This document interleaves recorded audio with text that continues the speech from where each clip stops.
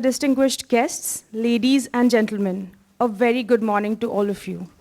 I, Koina Lahiri, extend a heartfelt welcome to all of you to the General Bipin Rawat Memorial Seminar. This is Pune International Centre's initiative under our Vishva-mitrata series. I request Lieutenant General Vinayak Patankar to kindly deliver the opening remarks. Lieutenant General Vinayak Patankar is trustee at Pune International Centre and the convener of the Pune Dialogue on National Security. A former general officer commanding 15 corps, he has served the Indian Army for 4 decades and has held many important appointments. These include key positions in the Northeast and in Jammu and Kashmir. An Army aviation pilot, paratrooper and gunner, he was commander of the Vajra division and has served as director in the Military Operations Directorate. He actively participated in the 1965, 1971 and Kargil wars. His expertise in defense affairs has made him a highly sought after speaker and newspaper columnist. The floor is yours, General Patankar. Jai Hind, Swagat.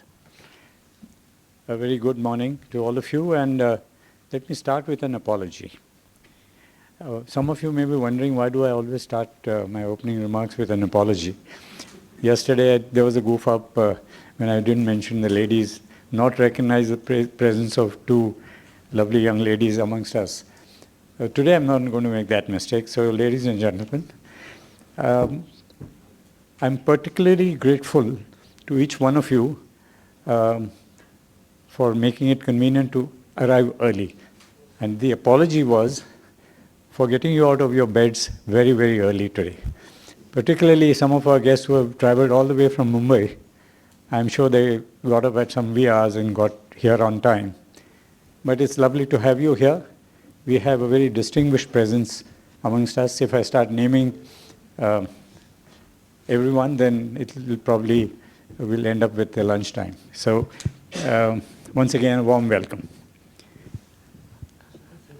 Koina has outlined the 2 events that have now come together. We are also conducting a memorial lecture for General Bipin Rawat. This is the second in series. And we have taken this opportunity to launch PIC's new initiative, which we are calling the Vishva-mitrata series, which is basically a takeoff from our national notion of Vasudhaiva Kutumbakam. If the whole world is a family, now extending that logic to the region, we felt that our regional issues should be the closest to our heart. And when we talk about security issues or security concerns, I believe that a friendly, benign neighborhood is a secure neighborhood. And the way to promote that idea and to really put that into practice, what better than to have a dialogue and consultative process? Because once we hear other voices and we listen to it carefully, we realize the concerns.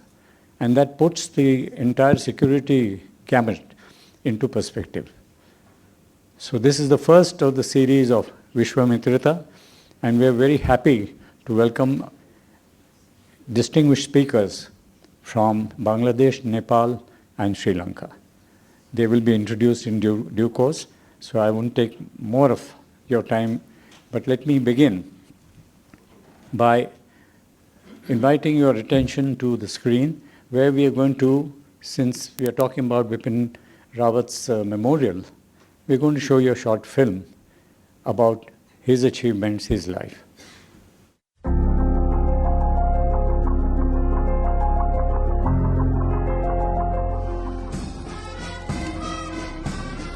स्वर्गीय general Bipin Rawat स्थिर मूल्यों और एक मजबूत चरित्र वाले दृढ़ पेशेवर अधिकारी थे, जो स्वयं से पहले सेवा के आदर्श वाक्य के साथ रहते थे। उनका जीवन उन लोगों के लिए प्रेरणा है जो मातृभूमि की सेवा करने के लिए उत्कृष्ट इच्छा और उत्साह रखते हैं।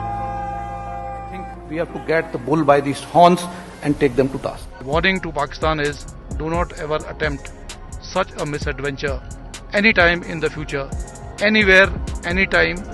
Do not think of it. उन्होंने हमेशा दूसरों को सही मार्ग का चयन करने के लिए प्रोत्साहित किया, चाहे वो कितना ही कठिन क्यों ना हो। This was a big misadventure undertaken by the Pakistan Army in 1999. They did not appreciate the will and the intent of the Indian political establishment and the Indian Armed Forces. General Bipin Rawat का जन्म 16 मार्च 1958 को उत्तराखंड के पौड़ी गढ़वाल जिले के सैंज गांव में एक ऐसे परिवार में हुआ जिसके सदस्य भारतीय सेना में पीढ़ियों से सेवा कर चुके थे।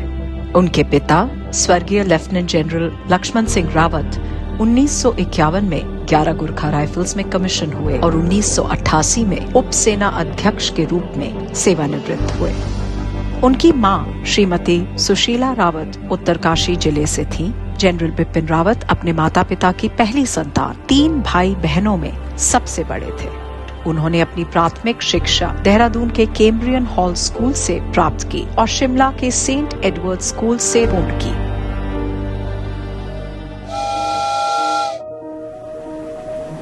अपने पूर्वजों की तरह मातृभूमि की सेवा करने के इच्छुक उन्होंने जून 1974 में राष्ट्रीय रक्षा अकादमी खड़गवासला में कदम रखा। राष्ट्रीय रक्षा अकादमी में 3 साल के कठिन प्रशिक्षण के बाद वो भारतीय सैन्य अकादमी से दिसंबर 1978 में स्वॉर्ड ऑफ ऑनर के साथ उत्तीर्ण हुए। 511 गोरखा राइफल्स में कमीशन होने पर सेकंड लेफ्टिनेंट बिपिन रावत राष्ट्रीय रक्षा अकादमी के आदर्श वाक्य स्वयं से पहले सेवा के अनुसार जीने के लिए दृढ़ संकल्पित थे और भारतीय सैन्य अकादमी क्रेडो के साथ खुद का मार्गदर्शन करते हुए इन्होंने अपनी सर्वश्रेष्ठ क्षमताओं के साथ देश की सेवा की।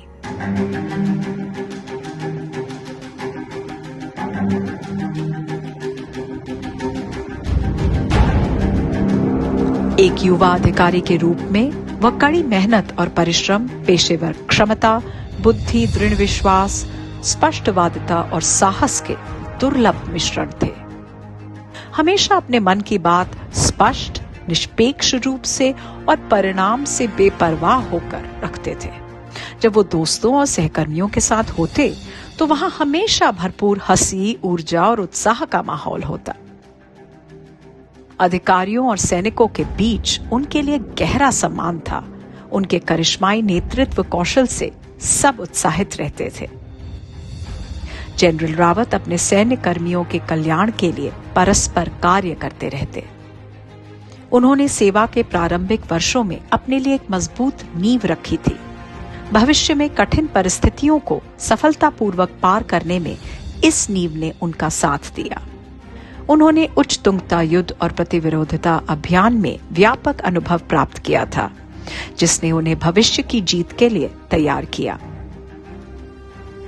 उन्होंने पूर्वी खंड के किबीथू में लाइन ऑफ एक्चुअल कंट्रोल के साथ 511 गोरखा राइफल्स की कमान संभाली। उनके कुशल नेतृत्व में यूनिट ने सभी ऑपरेशनल और एडमिनिस्ट्रेटिव प्रयासों में उत्कृष्टता के उच्च पद हासिल किए। उन्होंने एक ब्रिगेडियर के रूप में कश्मीर घाटी में 5 सेक्टर राष्ट्रीय राइफल की कमान संभाली, जिसमें एक बार उन्होंने एक कमांडिंग ऑफिसर को लंबे समय तक बिना एक भी गोली चलाए शांति व्यवस्था सुनिश्चित करने के लिए पुरस्कार से सम्मानित कराया। बाद में उन्होंने डेमोक्रेटिक रिपब्लिक ऑफ कॉन्गो में संयुक्त राष्ट्र शांति स्थापना मिशन में एक बहुराष्ट्रीय ब्रिगेड की भी कमान संभाली, जहां विद्रोहियों को उनके आने के कुछ महीनों के भीतर ही सरकार के साथ बातचीत करने के लिए मजबूर होना पड़ा। मेजर जनरल के पद पर उन्होंने बारामूला स्थित 19 इन्फेंट्री डिवीजन की कमान संभाली और क्षेत्र में उग्रवाद को उल्लेखनीय रूप से कम करने की दिशा में स्थितियां बनाई।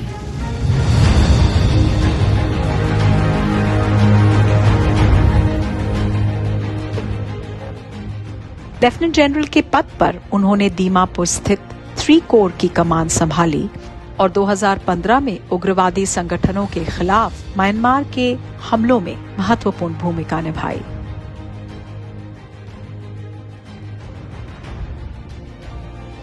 इसके बाद उन्होंने आर्मी कमांडर के रूप में दक्षिणी कमान का संचालन किया।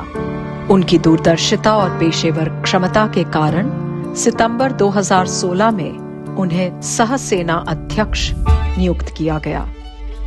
इस दौरान उन्होंने पाकिस्तान के आतंकवादी ठिकानों के खिलाफ सर्जिकल स्ट्राइक्स को अंजाम देने में महत्वपूर्ण भूमिका निभाई, जो उड़ी घटना का करारा जवाब था।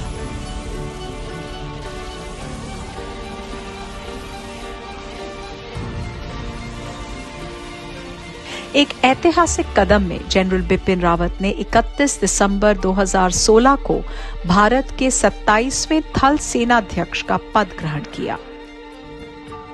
सेनाध्यक्ष के रूप में वो कश्मीर के पत्थरबाजों, आतंकवाद के खिलाफ या राष्ट्रीय हितों के विभिन्न मुद्दों पर अपने विचार हमेशा बेझिझक रखते थे। उन्होंने डोकलाम प्रकरण को भी साहस से संभाला, जिससे चीन की कोशिश नाकामयाब रही। We will not allow our territory to be invaded or intruded upon. Bharat के प्रथम चीफ ऑफ डिफेंस स्टाफ के तौर पर जनरल बिपिन रावत का चयन हुआ। उन्होंने 1 जनवरी 2020 को ये पद संभाला। जनरल बिपिन रावत तीनों सेनाओं के एकीकरण के प्रबल समर्थक थे। उन्होंने मजबूत संगठनात्मक पुनर्गठन और एकीकृत थिएटर कमांड का एक स्पष्ट रोड मैप तैयार किया।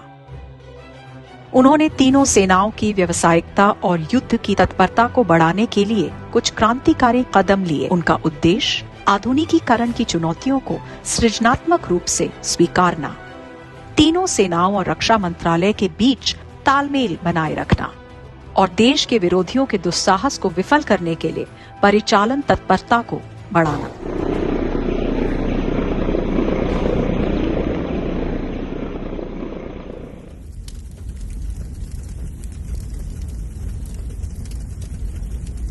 राष्ट्र के लिए 8 दिसंबर 2021 एक काला अध्याय था, जब हमने जनरल बिपिन रावत को एक हेलीकॉप्टर दुर्घटना में खो दिया।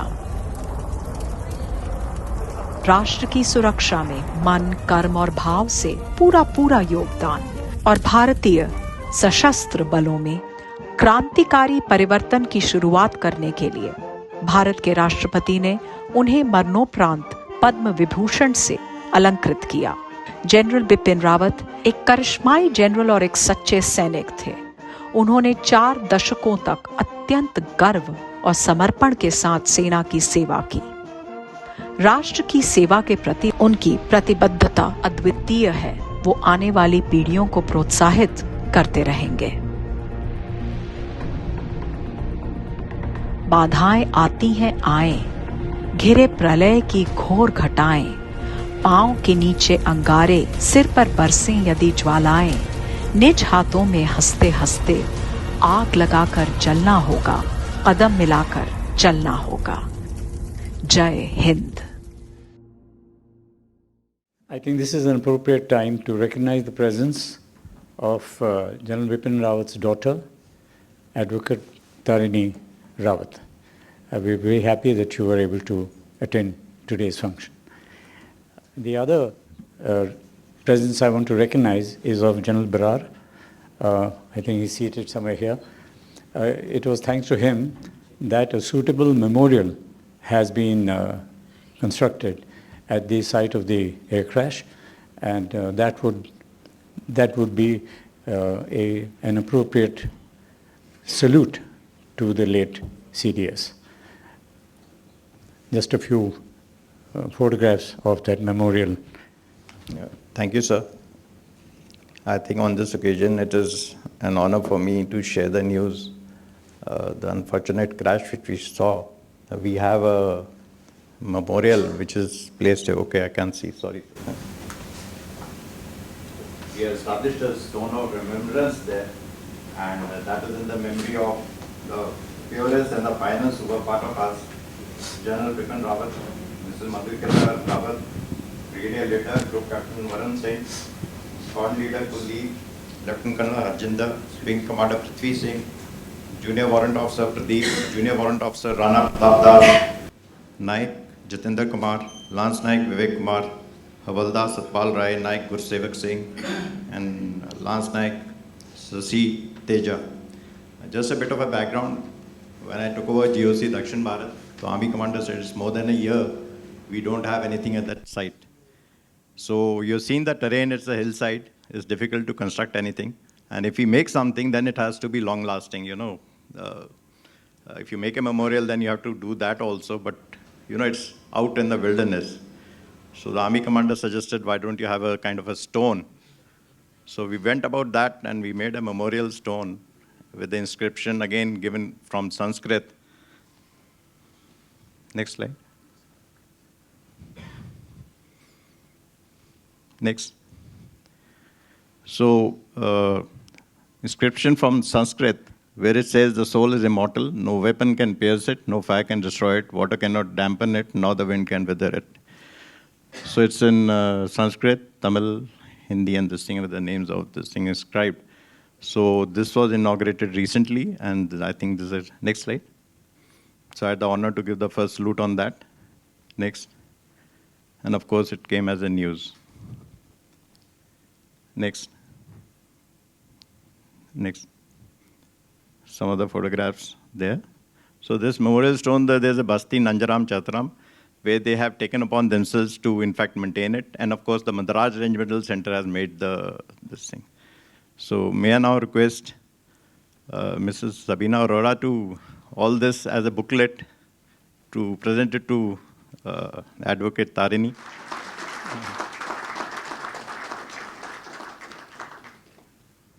May I now request the Army Commander to please deliver his welcome address. Good morning, ladies and gentlemen. Today we all have gathered here for this seminar to commemorate the solemn occasion of second death anniversary of General Bipin Rawat, the first Chief of Defence Staff of the Indian Armed Forces. The solemn occasion is also marked by the presence of Mrs. Tarini Rawat, younger daughter of General Bipin Rawat. We are thankful to you, Tarini, for your very gracious presence. General Bipin Rawat was passionately engaged in improving regional security by fostering collaborations with neighboring countries and addressing shared challenges and concerns. His legacy is particularly characterized by a proactive and collaborative approach. As the region continues to navigate complex challenges, the foundation laid by General Bipin Rawat will serve as a guiding beacon for the future. At the outset, I take this opportunity to welcome eminent guest speakers from Nepal, Bangladesh, and Sri Lanka, who are all learned scholars and subject matter experts in this domain. I also take this opportunity to extend a very hearty welcome to Dr. Vijay Kelkar, Vice President PIC, General Shami Mehta, Ambassador Gautam Bambawla, Ambassador Vijay Gokhale, Air Marshal Bhushan Gokhale, General Vinayak Patnakar, and other eminent members and staff of Pune International Center. I also extend a hearty welcome to General Gautam Murthy and Mr. Nitin Gokhale. This seminar has been conceptualized close at the heels of the successful G20 summit held in New Delhi from 9th to 10th of September with Vasudhaiv Kutumbakam as that is the world as one family as the main theme. The summit unanimously achieved signing of G20 Delhi Declaration with the goal of one earth, one family, one nation becoming symbolic of an interconnected world. Now this concept of Vasudhaiv Kutumbakam and Vishva-mitrata basically emanates from our civilizational values. And I would like to quote two shlokas from Sanskrit just to highlight this particular aspect. The first shloka has been taken from Garud Puran, and it says, Sarve bhavantu sukhina, sarve santu niramaya, sarve bhadrani pashyantu ma kashit dukh bhag bhavet. And which basically implies, may all be happy, may all be healthy and free from illness. May all see what is auspicious, and may no one suffer in any way, and may peace prevail. The second shloka I have taken from Rig Veda, and which says, Samani va akutihi samana hridyani va samanamastu va mano yatha su sahasati, which says, united be your purpose, harmonious be your feelings, collected be your mind. In the same way as all the various aspects of the universe exist in togetherness and complete wholeness. India has always professed neighborhood first, emphasizing prioritized engagements and cooperation with its neighbors as a Vishva-mitrata. The strategy encompasses economic collaboration, security cooperation, and diplomatic initiatives aimed to address our shared concerns. We live in an interconnected world. Therefore, events and developments in one part of the world have a ripple effect on others. South Asian region is extremely significant in geopolitics. This region is home to 1/4 of the world population. The region is the fastest economically developing region with an average GDP growth of 6%, much higher than the world average of 3.2%. The region is strategically located at the crossroads of the world trade. However, the region has its fair share of challenges. As India connects with the outside world, our neighbors are the first and the most essential link. The neighborhood holds immense importance as it directly influences our nation's security, economic interest, and diplomatic relations. The seminar proposes to unravel regional security issues, challenges, and opportunities. In the sense of explorations, we propose to understand regional issues at hand through the perspectives of our friends from Nepal, Bangladesh, and Sri Lanka. Let me just give a broad overview of the current status of the bilateral relations and highlight certain important issues. India and Nepal share a deep mythological and historical ties. Both share religious practices, pilgrimage sites, and festivals. Pashupatinath Temple in Kathmandu holds deep reverence. The two nations not only share an open border and unhindered movement of people, but also have bonds through marriages and familial ties termed as Roti Beti Ka Rishta.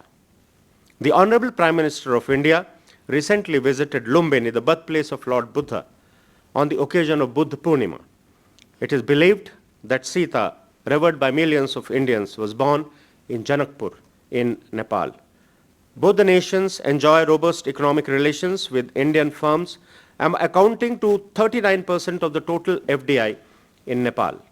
The potential of Indo-Nepal relations is immense.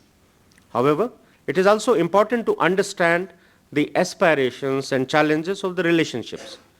Challenges related to border disputes, water sharing issues. We would be eagerly looking forward to hearing General Pavan Pandey's view on the same.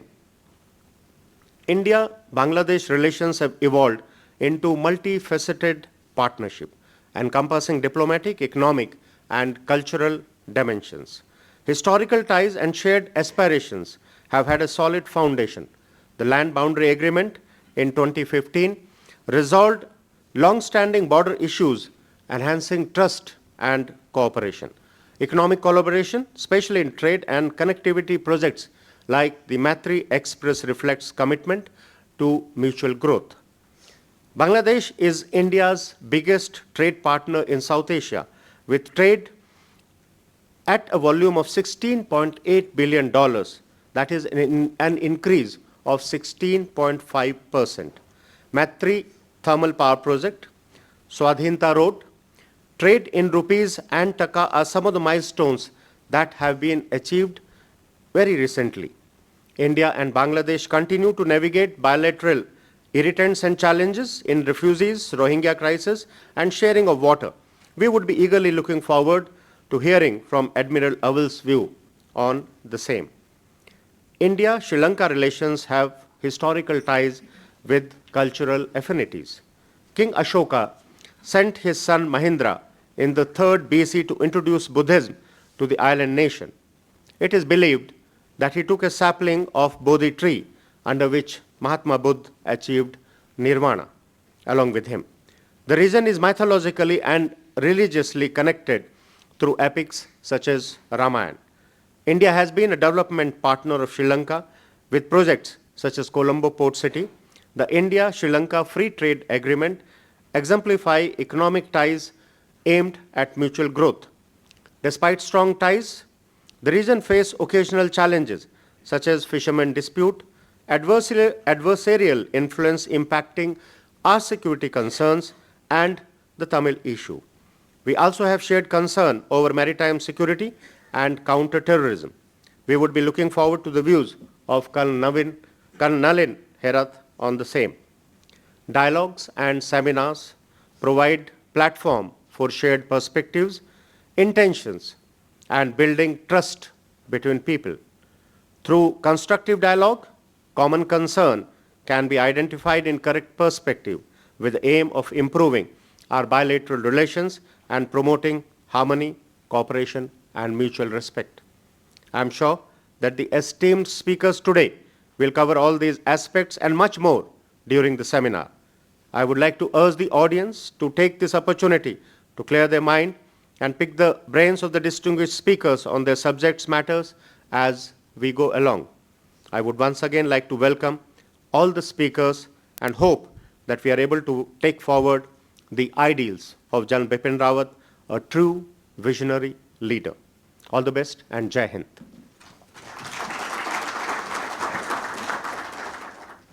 Thank you very much, General Ajay Kumar Singh, for actually setting the context in perspective. And to complete that perspective, may I request General Shami Mehta to please come and say a few words. General Patingar, I just thought, listening to everybody, listening to our speaker last evening, and the conversation that we've had with our guests, I thought I'll take just 2 minutes to say just a couple of things.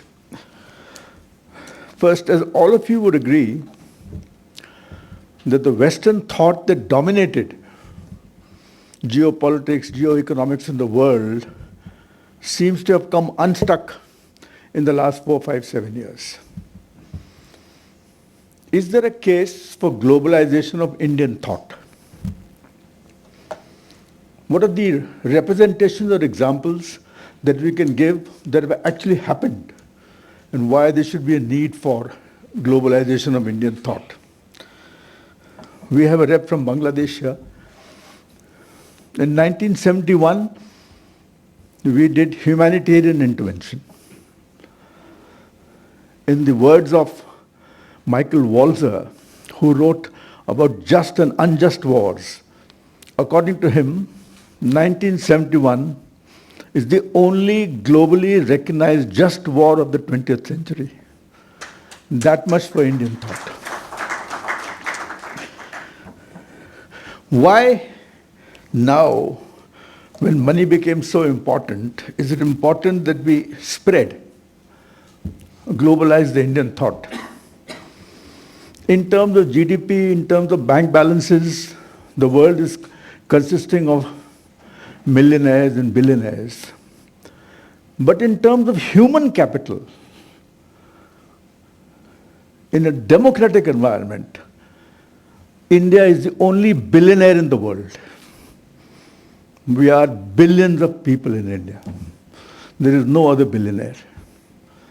And if human capital is the basis of health, happiness, success, then this business of mitrata must start from here. We are the mother of the spread. Because if we grow economically, we will be the tide that raises all boats. It is not going to be only for me and for nobody else. And therefore, the idea that all of you have come, 3 of you have come from 3 different countries, I'm sure over a period of time, the Pune International Center will make this the core of what we need to develop. Because the common man must become the rationale for what world does in relation to its growth, economic growth or otherwise. As I talk about that, what would the Indian thought articulate, and that's the last thing that I want to talk about. The important thing to be able to survive and make sure that the common man is happy all over the world is to preserve the peace. It could have internal dimension, it could have external dimension. If we are not in a position to preserve the peace, we should win the war before the war. We have now seen in two different parts of the world what war means in the modern world. Where do human beings go? And if push comes to shove, in the area of friendship, if we can't preserve the peace because of dimensions outside our control, if we are not in a position to win the war before the war, then we should use our fist and not the fingers. And when we use our fist, we are not talking of nation state. We are talking of all the mitra who get together and make sure that that does not happen. Thank you, and God bless. I don't know whether the comments were earth-shaking, but it certainly shook the standee here. I have great pleasure now to invite Ambassador Gautam Bambawale to deliver his special address. But before he comes to the podium, let me say a few words about him. We all know Ambassador Bambawale as an outstanding diplomat. A few words about his career would indicate how true that is. He served at the Indian Embassy in Washington, and where he participated on his contribution in transforming Indo-US relations was significant. He also served as first Consul General of India in Guangzhou in China, and later held the pivotal role of Joint Secretary East Asia in the Ministry of External Affairs. In that appointment, he oversaw relations with Japan, China, South Korea, and other nations of the Southeast. His diplomatic assignments included serving as ambassador of India to Bhutan, People's Republic of China, and as High Commissioner to Pakistan. You will now realize why I say that we couldn't have had a better diplomat to come and give us his special address. And before closing, let me say what is he doing currently. He is, of course, a pillar of strength to Pune International Center, and he actually is the convener of Asia Economic Dialogue, which is a flagship conference organized by the Ministry of External Affairs of the Government of India in collaboration with PIC. As a matter of fact, something which is not given in his biodata, but the success of Asia Economic Dialogue is entirely due to his efforts. The first year when it was conducted, it was like a trial balloon sent up by the Ministry of External Affairs to see whether they can take the dialogue out of Delhi to another place, again at his initiative. And that indeed happened, and it was such an outstanding conference that now it has got perpetuated, and PIC now runs this conference each year. This is going to be the fourth year in a row, Gautam? Yeah. Ambassador Bambawale. General Patankar, convener on national security issues at the Pune International Center, and the person who had this brainchild of starting a Vishva-mitrata series of events. General A.K. Singh, GOC in C, Southern Command of the Indian Army. Advocate Tarini Rawat, daughter of General Bipin Rawat. Our friends from Bangladesh, Nepal, and Sri Lanka. Ladies and gentlemen, let me say that it's a great honor, a great privilege to be able to speak to all of you today at this second General Bipin Rawat Memorial event. I remember clearly that we had one exactly a year ago at Southern Command.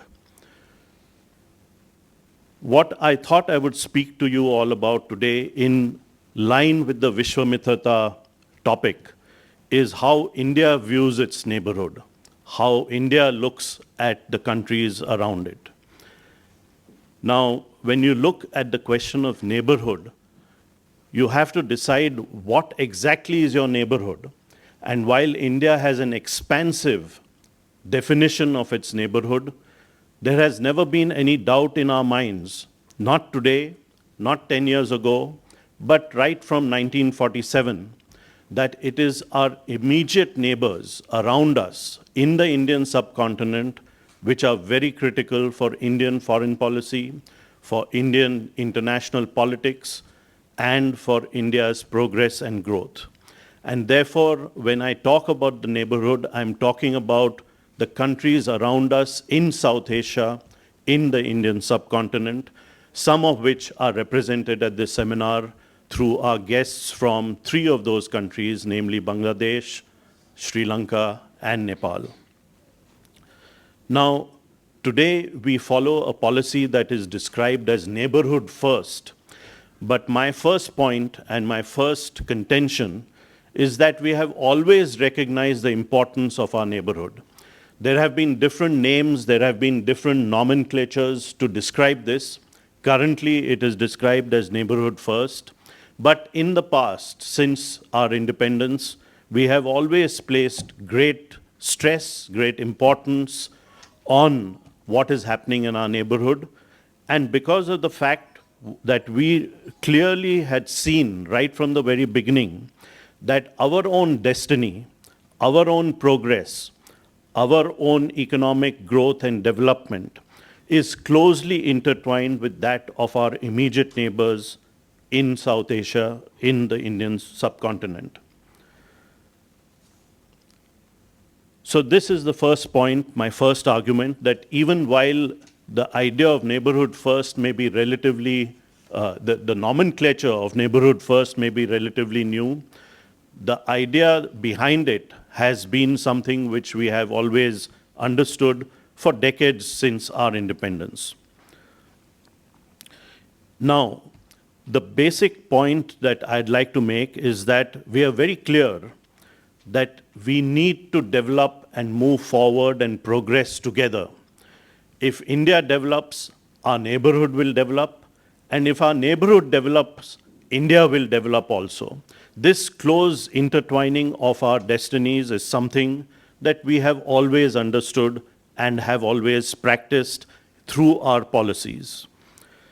India's economic growth, India's development should be looked upon as an opportunity by our neighboring countries, whether it is Bangladesh or Sri Lanka or any of our other neighbors. And that is why India has always held out the following value proposition to our neighbors, that as India begins to grow, please look upon this as an opportunity to link your own country with us, to integrate your nation with us, to economically integrate with India, so that you will also benefit from India's growth and progress, and we in turn will be able to benefit from your growth and progress.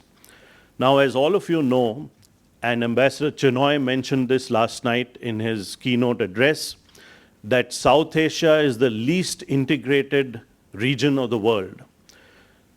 Total trade between South Asian nations is a mere 5% of their total trade.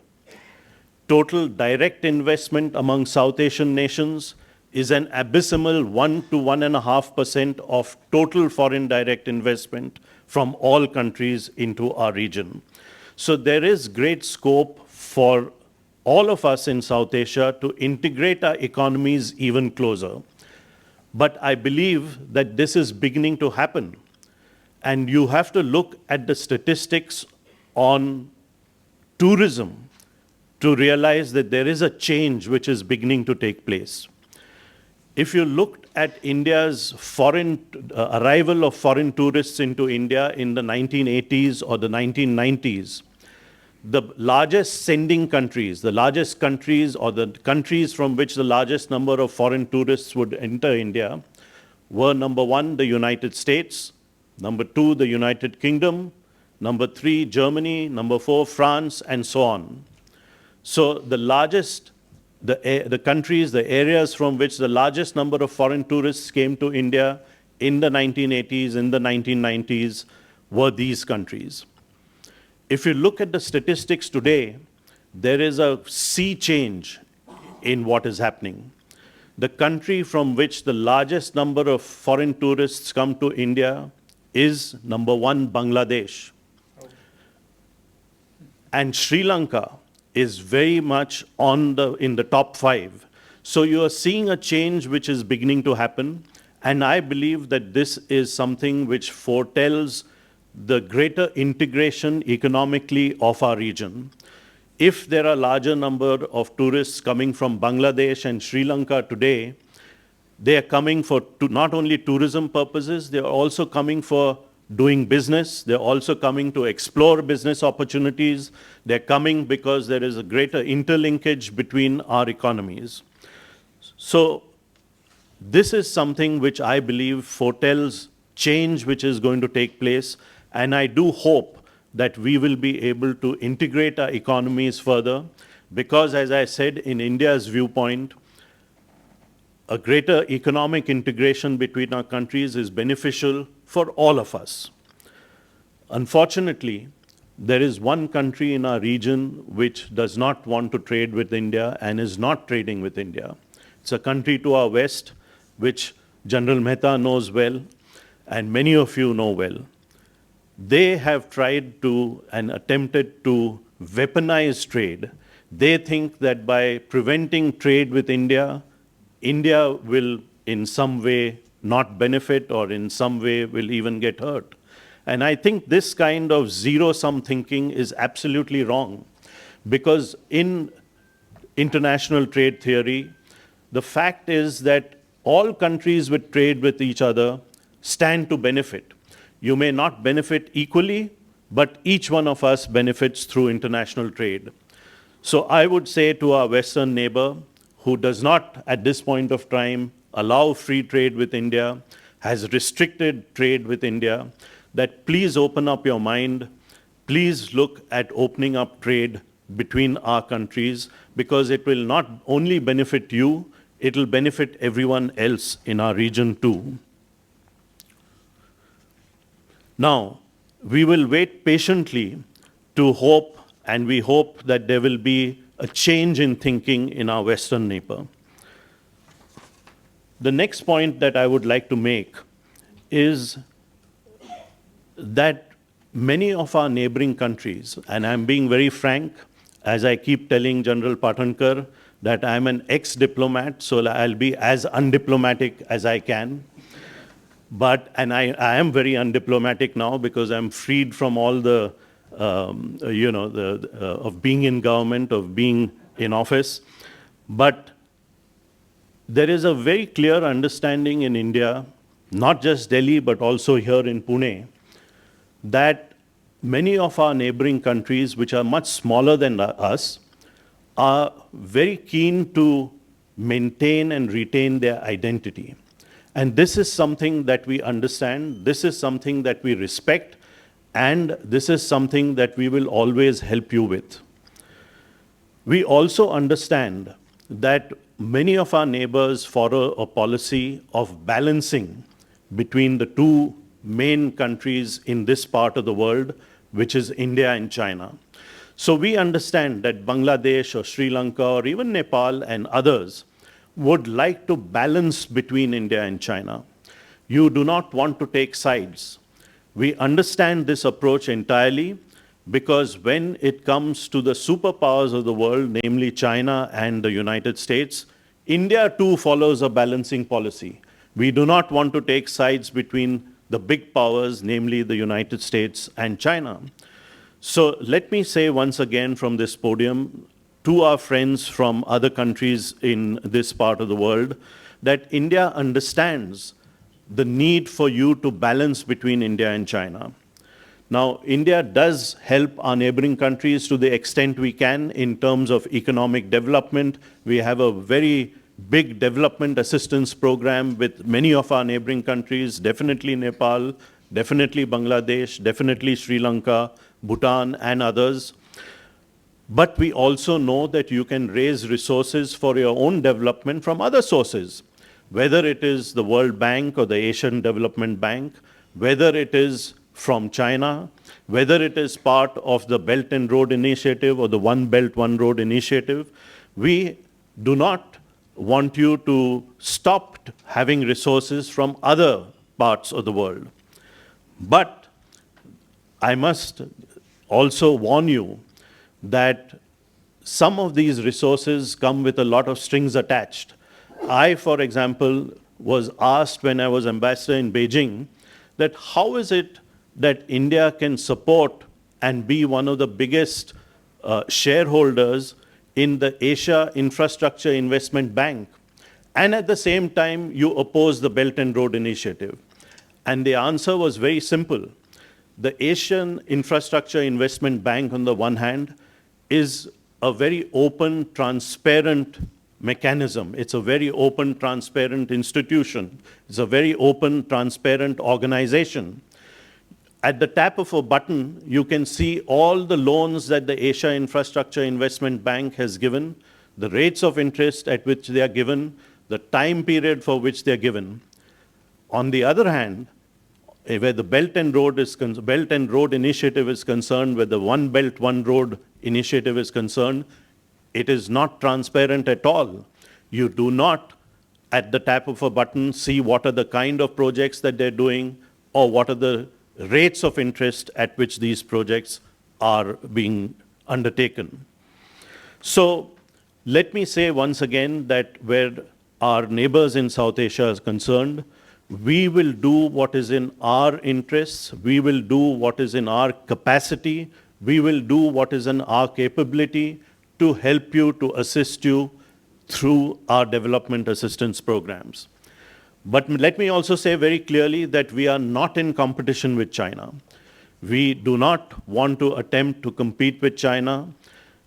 We have certain positives, we have certain areas in which we have a positive approach, and we will focus and continue to focus only on those areas, and we will not attempt to compete with China in the volume or the areas in which such assistance is given. We also would like to point out that the assistance which is given has led certain countries across the world into a debt trap, and this is something that we had been warning from the past. We have seen this happen, and you must factor that in when you take in a lot of money from China. And the case of Hambantota Port, the project in Hambantota Port project in Sri Lanka, is a case in point. The third issue that I'd like to raise in this particular forum is that all of us in our neighborhood, all of us in South Asia, all of us in the Indian subcontinent face a problem of international terrorism.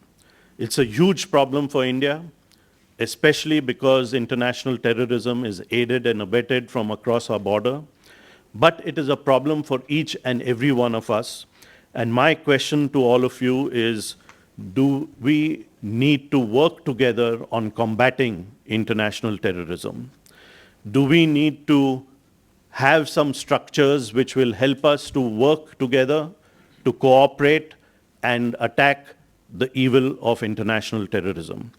I believe that we can think about this, but I leave it to the governments of each of our countries to, of course, look at this matter more closely.